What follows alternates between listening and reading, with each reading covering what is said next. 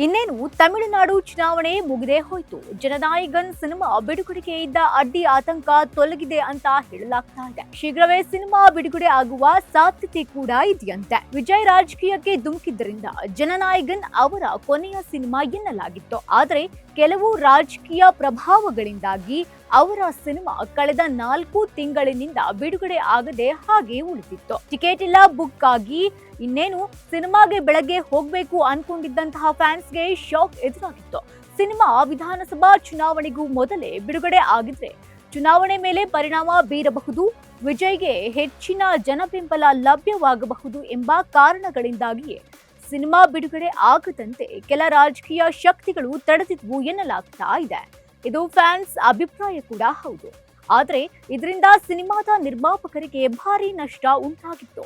ಈಗ ಈ ಎಲ್ಲಾ ಸಮಸ್ಯೆಗಳು ಬಗೆಹರಿದಿದ್ದು ಚಿತ್ರತಂಡ ಸೆನ್ಸಾರ್ ಕ್ಲಿಯರೆನ್ಸ್ ನಿರೀಕ್ಷೆಯಲ್ಲಿದೆ. ವಿಜಯ್ ರಾಜಕೀಯ ಪ್ರವೇಶಿಸುತ್ತಿರುವ ಹಿನ್ನೆಲೆಯಲ್ಲಿ ಇದು ಅವರ ನಟನೆಯ ಕೊನೆಯ ಚಿತ್ರವೆಂದು ಕೂಡ ಹೇಳಲಾಗ್ತಾ ಇದೆ. ಜೊತೆಗೆ ಪ್ರಚಾರ ಕೂಡ ಮಾಡಲಾಗಿತ್ತು. ಹೀಗಾಗಿ ಅಭಿಮಾನಿಗಳಲ್ಲಿ ಭಾರಿ ಕುತೂಹಲವಿದೆ. ಎಚ್ ವಿನೋದ್ ನಿರ್ದೇಶನದ ಈ ಚಿತ್ರದಲ್ಲಿ ಪೂಜಾ ಹೆಗ್ಡೆ ಮತ್ತು ಮಮಿತಾ ಬೈಜು ಪ್ರಮುಖ ಪಾತ್ರಗಳಲ್ಲಿ ನಟಿಸಿದ್ದಾರೆ. ಅನಿರುದ್ಧ್ ರವಿಚಂದ್ರನ್ ಸಂಗೀತ ನೀಡಿದ್ದಾರೆ.